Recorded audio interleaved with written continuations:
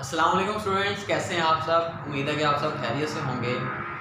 Chapter number 13 को आज start करेंगे, लेकिन उससे पहले एक छोटी सी अनाउंसमेंट। बहुत सारे बच्चे कमेंट सेक्शन में नोट्स वगैरह मांग रहे हैं, तो मैं एक अगली वीडियो अपलोड करूँगा इंशाल्लाह जल्द ही। उसकी डिस्क्रिप्शन में मैं आपको नोट्स जितने भी चैप्टर्स के हैं, short question, long question, MCQs, वो मैं आपको सारे प्रोवाइड कर दूँगा। और इसके अलावा एक नोट्स मैं बच्चों से बनवाता हूँ, उसका ड्राफ्ट मैं आपको प्रोवाइड कर दूँगा। आप उसको फॉलो करते हुए नोट्स बना सकते हैं अपने तौर पे।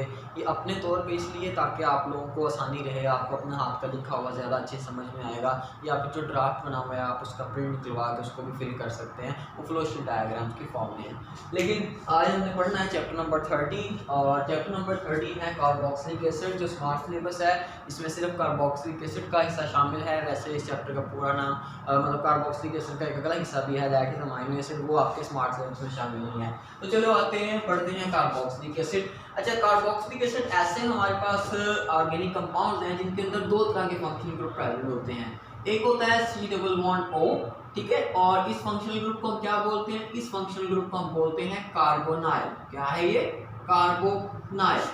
अब कार्बोनाइल के साथ अगर आपके पास OH ग्रुप लगा हो, मतलब आपके पास हाइड्रोक्सल ग्रुप लगा हो या हाइड्रोक्सी फंक्शनल ग्रुप लगा हो, तो इन दोनों के कॉम्बिनेशन से ये जो हमारे पास एक नया फंक्शनल ग्रुप आता है, इसे हम बोलते हैं कार्बोक्सिलिक एसिड फंक्शनल ग्रुप। ठीक है, इसको ऐसे भी रिप्रेजेंट किया जा सकता है, और इसको अगर हम इकट्ठा लिखना चाहें तो ऐसे भी रिप्रेजेंट किया जा सकता है। तो ये तो हो गया कार्बोक्सिलिक फंक्शनल ग्रुप। अब इसके पीछे कुछ भी लग सकता है, वो कार्बन की चेन हो सकती है, वो बेंजीन रिंग हो सकती है, और इसी बेस पे हमारे पास बेसिकली इसकी दो टाइप्स हैं।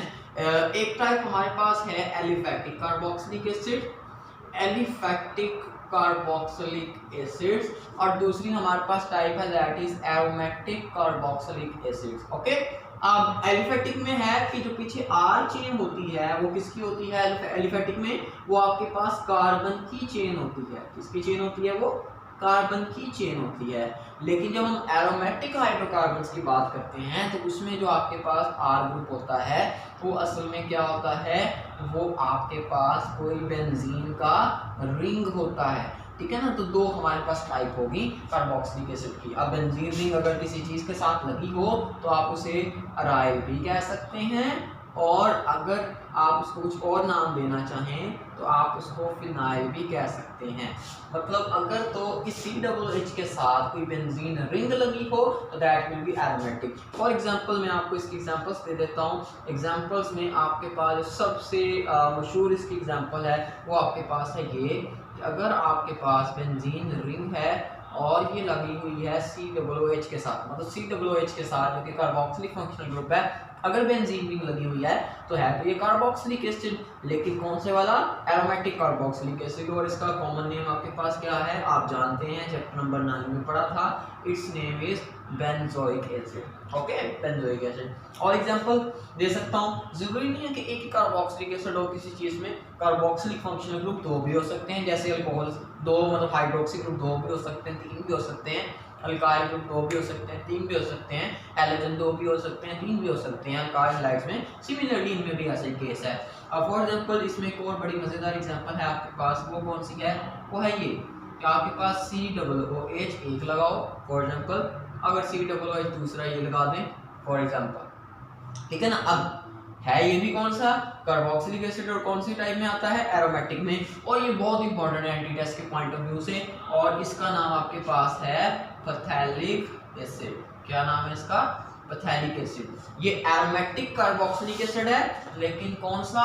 This one is di carboxylic acid, क्योंकि इसके अंदर आपके पास दो कार्बोक्सिलिक फंक्शनल ग्रुप प्रेजेंट है। This is mono carboxylic acid but aromatic one.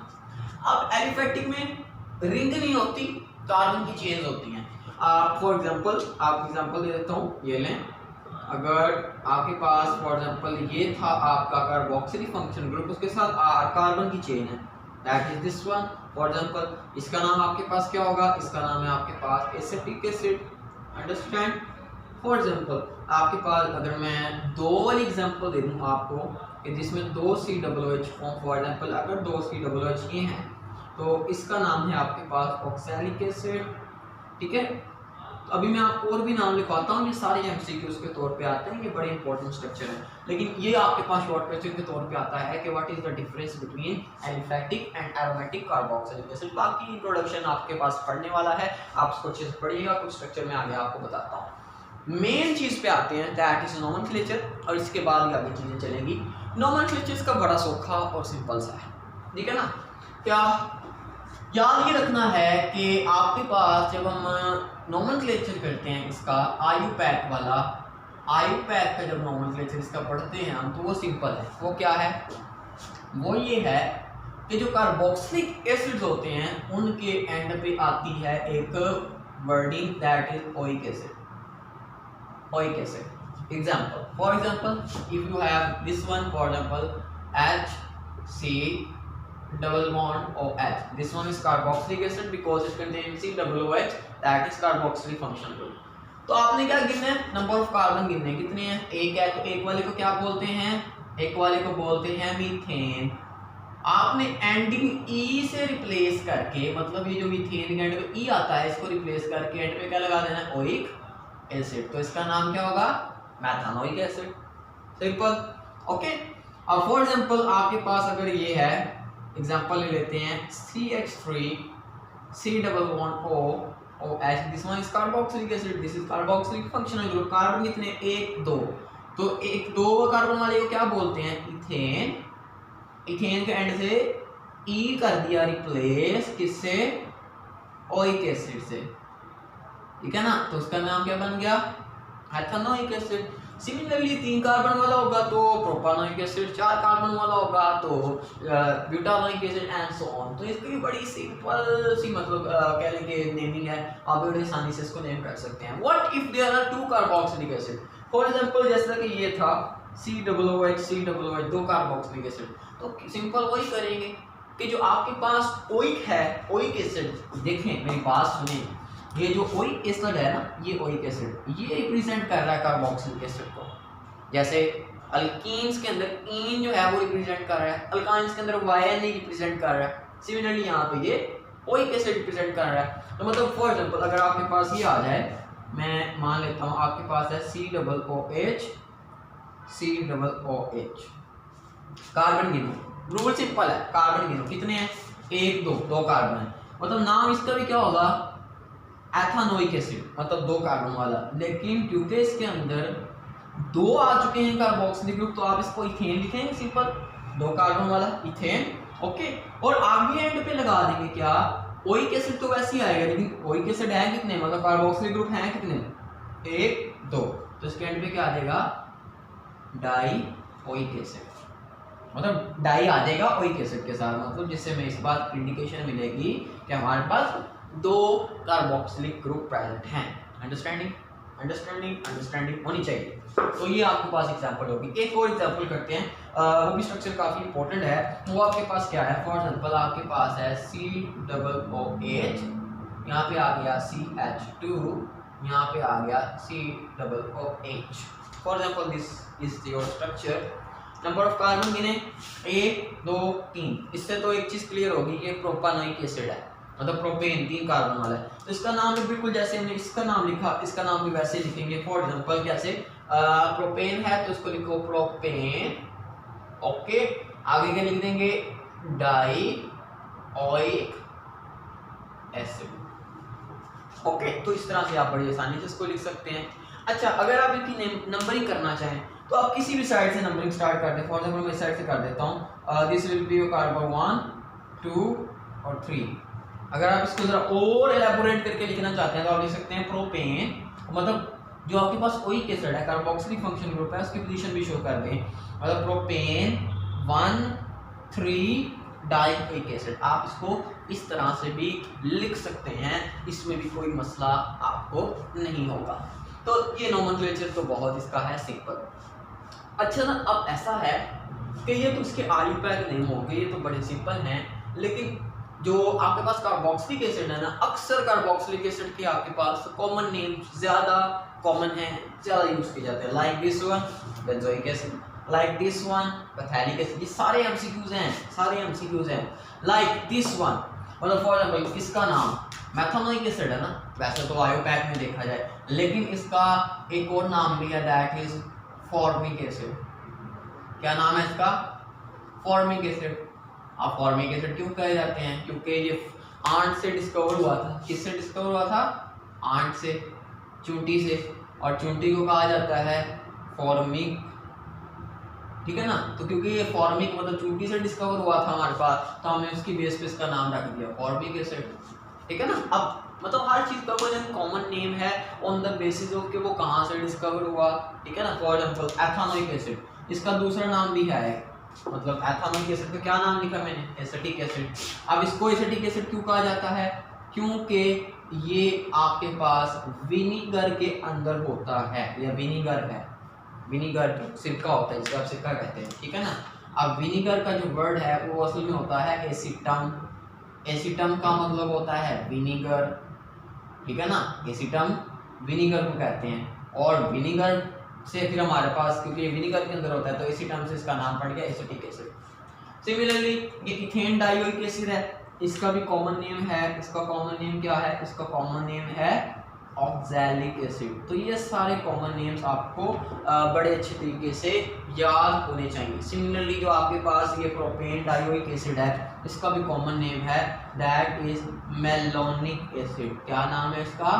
Malonic acid. ये मैं जितने भी एसिड लिख रहा हूँ ये सारे एमसीक्यूज के लिहाज से और एंटी टेस्ट में ये बड़े दफ़ा वर्ड यूज़ किया जाता है। ये छोटा सा पोर्शन है, पहले ऐसा था कि 4 एमसीक्यूज इस पोर्शन से आते थे, अमीनो एसिड भी शामिल था, वो अमीनो एसिड निकल गया, तो देखते हैं इसका कितना पोर्शन एंटी टेस्ट में आता है। तो ये आपके पास यहाँ तक हो गया।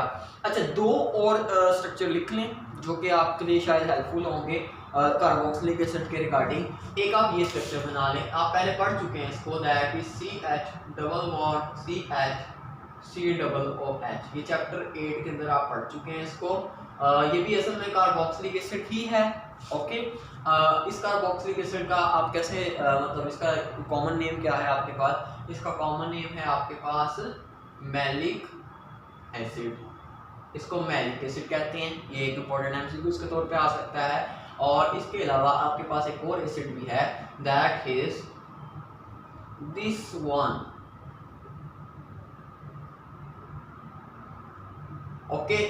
इसका नाम अगर आयोपैक में रख दूं तो इसका नाम होगा 2 हाइड्रोक्सी प्रोपानोइक एसिड। ये आपने कहाँ बनाया था? ये आपने चैप्टर नंबर 12 में बनाना सीखा था कि हम इसको कैसे बनाएंगे, ठीक है, एडिशन ऑफ HCl में 2 हाइड्रोक्सी प्रोपानोइक एसिड। लेकिन इसका कॉमन नेम याद रखने वाला है, दैट इज लैक्टिक एसिड। जी हाँ, वही लैक्टिक एसिड जो आपके मसल्स में पैदा होता है और आप थक जाते हैं। तो ये है आपके पास ओवरऑल के हमारे पास कार्बोक्सिलिक एसिड कैसे हैं और इनका हम किस तरह से नोमेनक्लेचर करते हैं। अब इसमें एक चीज़ बड़ी इंपॉर्टेंट है, that is aliphatic and aromatic carboxylic acid. जो मोनोकार्बोक्सिलिक एसिड होते हैं, याद रखिएगा, जो हमारे पास मोनोकार्बोक्सिलिक एसिड होते हैं एलिफैटिक में, देखें अब आपके पास ये मोनोकार्बोक्सिलिक एसिड नहीं है, ये मोनोकार्बोक्सिलिक एसिड है। मतलब ऐसे कार्बोक्सिलिक एसिड जिनके अंदर एक आपके पास COOH ग्रुप प्रेजेंट हो, ऐसे कार्बोक्सिलिक एसिड, और वो एलिफैटिक हो, मतलब बेंजीन रिंग ना हो उनके अंदर। तो बेटे ऐसे हमारे पास कार्बोक्सिलिक एसिड जो कि एलिफैटिक हों और मोनोकार्बोक्सिलिक एसिड हों, उनको हम नाम देते हैं क्या? उनको हम नाम देते हैं फैटी एसिड्स। क्या नाम देते हैं? Fatty acids. तो यहाँ पे एक बड़ी इंपॉर्टेंट डेफिनेशन आपके पास आने वाली है, वो क्या है? वहाँ पे ये शॉर्ट क्वेश्चन के तौर पे भी आ जाता है और ये MCQs भी आ जाते हैं कि आपके पास फैटी एसिड्स क्या होते हैं। फैटी एसिड्स किन्हें कहते हैं? फैटी एसिड की अगर मैं आपको डेफिनेशन लिख दूं तो इसको ऐसे डिफाइन करते हैं, द एलिफैक्टिक के, एलिफैक्टिक को मतलब बेंजीन रिंग ना हो, the aliphatic mono carboxylic acids, ठीक है, are called fatty acids, are called as fatty acid. और फैटी एसिड्स की इंपॉर्टेंस क्या है ये तो आपको बताने की जरूरत ही नहीं है, वो सारे के सारे कार्बोक्सिलिक एसिड्स होते हैं, लिपिड सारे फैटी एसिड्स ही हैं इस तरह से। तो ये आपके पास फैटी एसिड्स है। अब इसकी बहुत सारी एग्जांपल हैं, इसकी बहुत सारी एग्जांपल हैं, विद फार्मूलाज आपने याद करनी है, बहुत सारी एग्जांपल हैं। फॉर एग्जांपल बेटे याद रखिएगा, फॉर एग्जांपल आपके पास की पहली एग्जांपल है palmitic acid, okay. For example इसकी दूसरी एग्जांपल है आपके पास स्टीयरिक एसिड, ठीक है ना। पालमिटिक को 15 से याद रखना है, पाल 15, ठीक है ना। इसके अंदर होते हैं 15 कार्बन, कितने कार्बन, 15 कार्बन, ठीक है ना, समझ आ रही है मेरी बात। और फॉर एग्जाम्पल स्टीयरिक एसिड होता है, इसके अंदर होते हैं 17 कार्बन। इसका फार्मूला पूरा याद करना है, मैं सिर्फ आपको हिंट बता रहा हूँ कि आप याद कैसे करें, अंडरस्टैंड। तो 15 कार्बन वाला पालमिटिक एसिड और 17 कार्बन वाला स्टीयरिक एसिड, तो ये आप लोग अच्छे तरीके से याद रखना। वैसे आपके पास ये जो एसिटिक एसिड है ये भी फैटी एसिड है, क्योंकि ये एलिफैटिक भी है, मोनोकार्बोक्सिलिक एसिड भी है, तो ये भी इसकी एग्जांपल में आ जाते हैं। But these are some specific example that you must have to remember in order to do something. तो ये आपके पास हो गया थोड़ा सा इसका नोमेनक्लेचर वगैरह, और अब हम इसकी प्रिपरेशन के मेथड पे मूव करते हैं कि वो हमारे पास कैसे प्रिपेयर किया जा सकता है।